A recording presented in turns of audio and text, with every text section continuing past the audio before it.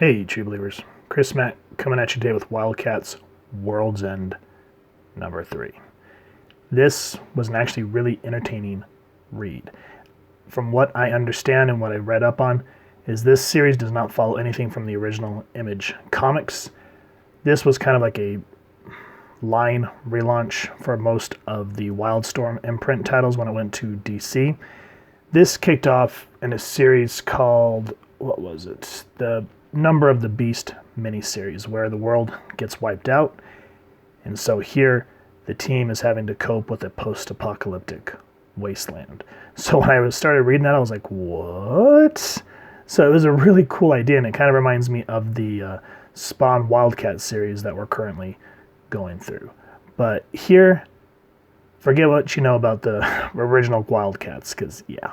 And I want to give a shout out to my buddy Isaac. He's the one that hooked me up with this book. So thank you so much, man. I really appreciate it. And now we open up, and the team is still residing in the Halo, well, what's left of the Halo headquarters. And there's some new team members that I'm not 100% on. Like this person, what is their name? Maxine. I'm not sure where she comes from. But the banter here, it's teammates giving each other flack, which is funny.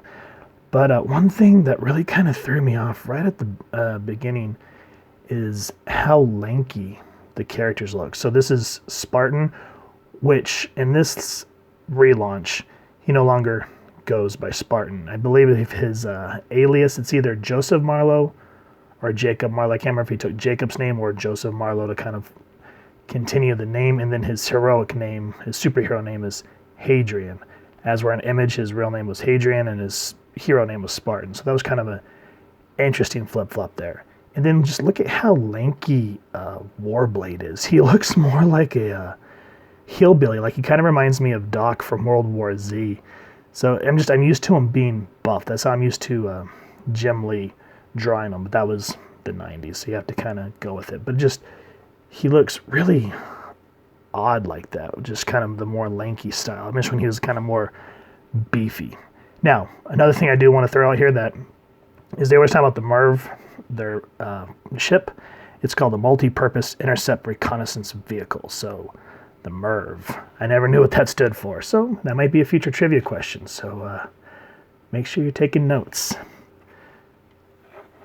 And so they're taking the MERV out to kind of recon what's left of the world. As you can see, just very sparse and dead. I love this page here. This issue is called Eden.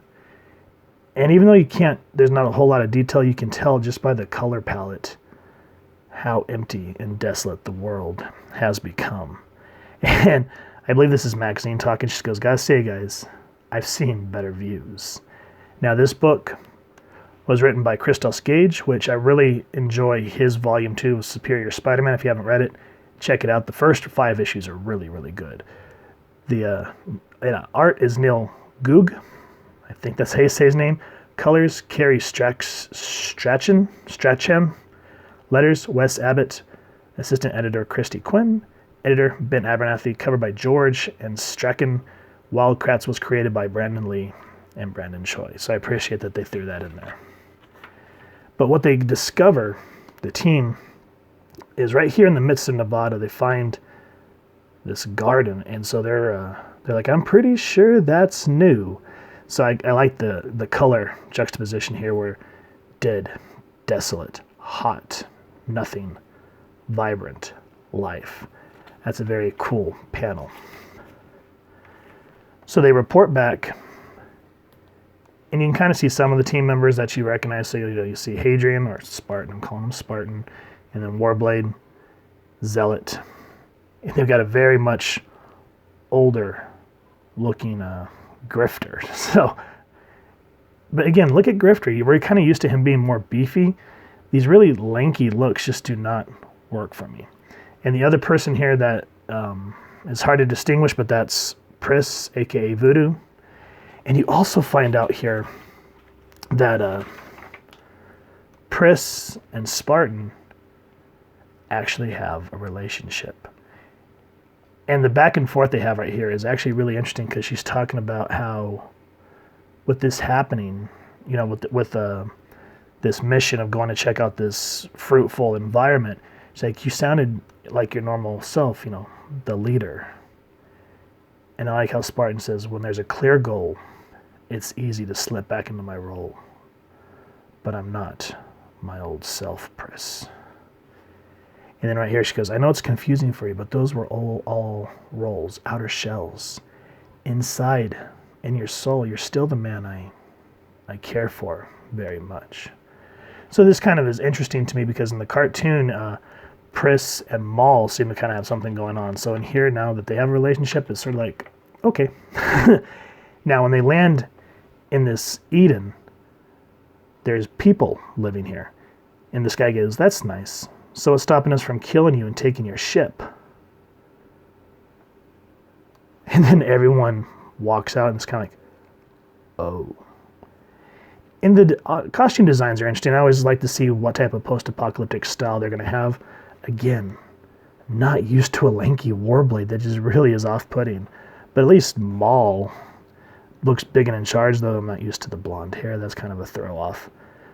And so the rest of these teammates, like Maxine, I'm not sure who that is. What's the other one's name? Nemesis, she was part of Coda, so her and Zealot have a thing. And then I'm used to Pris wearing her voodoo outfit, which I know that with this relaunch, they probably wanted to give a different design to it. Now, action happens. And this panel's really nice because it's just sort of like incoming. And this big guy just... Now you come to find out who these animals are. There's talks of Wildstorm. Was it Wildstorm? Or something like that. That was a team before the world failed. So I don't want to give too much of that away. But what I like is here, okay, the team's coming to explore this environment and see how they can expand this to the rest of the world.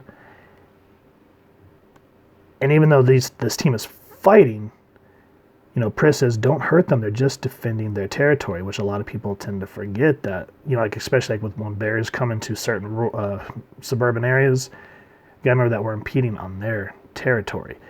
But Nemesis, I think, is her name. I think.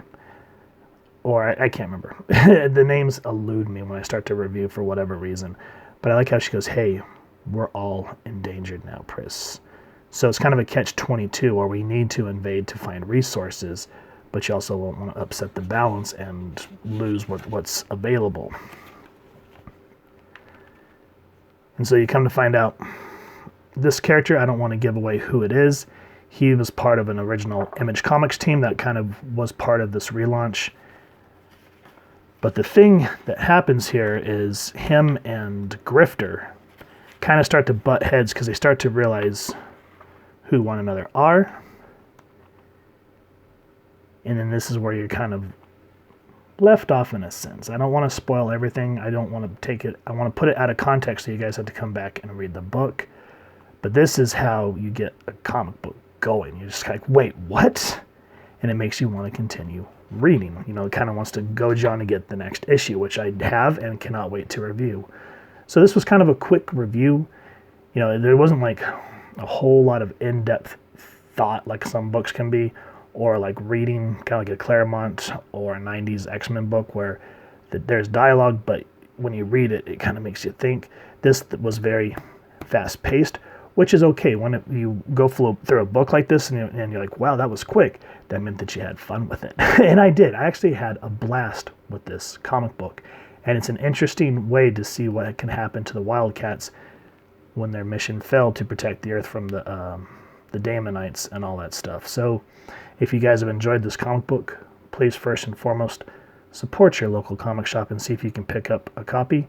And if you've enjoyed this review, we really would appreciate if you take a moment to hit like, share, and subscribe. Helps the club channel more than you could possibly know. And if you wouldn't mind hitting that fancy little, caribou bell next to subscribe.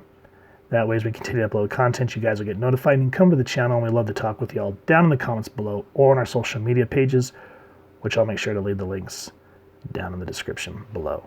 So with all that said, hope y'all continue to have an absolutely amazing day reading.